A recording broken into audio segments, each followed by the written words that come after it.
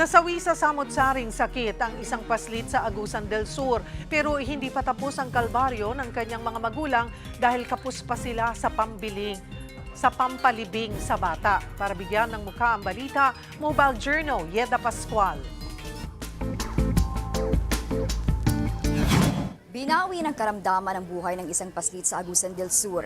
Pero ang mas masakit, hindi pa siya maipalibing ng kanyang mga magulang.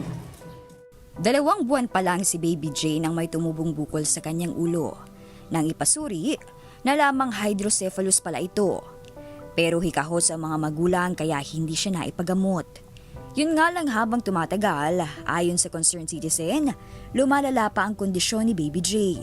Need na po niya ng oxygen araw-araw po sa kanyang katawan po. Masakit po yung ulo niya, yung tiyan niya, lagi po siyang namumutla.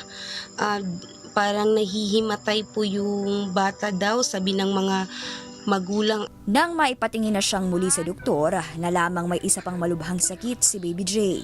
Yan ay cancer sa tiyan, dahilan ng pagsusuka niya ng dugo. Nitong January 29, tuluyan na siyang binawian ng buhay. Hanggang sa lamay, ramdam ang hirap ng buhay ng kanyang mga magulang.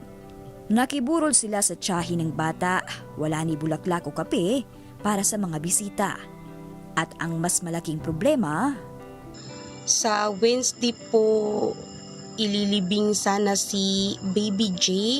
Kaso po wala po silang sapat na pera para panglibing ng bata. Sana po ay matulungan po ninyo ang mga magulang ni Baby J po sa pangangailangan ng kanyang burol at libing. And maraming salamat po pala sa 1PH. Thank you so much po. mga kapatid, ako po si Mobile Journal Yeda Pascual. Hatid ang muka ng balita.